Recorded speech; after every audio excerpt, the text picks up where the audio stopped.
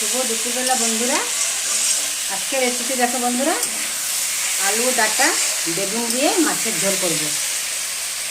এখন দেখো আমার সবজিগুলো ভালো মতো ভাজা হয়ে গেছে। এখন আমি একটু জল দিয়ে দিচ্ছি। এখন দেখো বন্ধুরা, গরম পড়েছে, তার জন্য বেশি মশলা দেব না।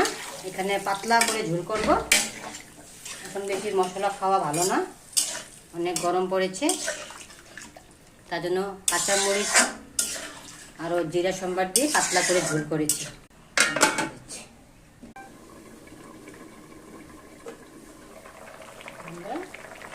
ঝোলটা ফুটে গেছে, এখন আমি এখানে মাছ দিয়ে দেব।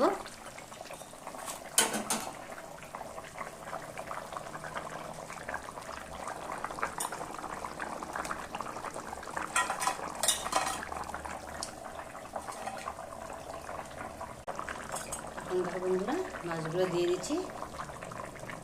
2 সেকেন্ড উপর ঢেকে দেব।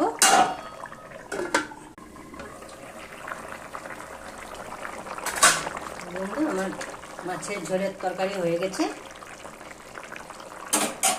কমপ্লিট। গ্যাসটা অফ করে দিলাম।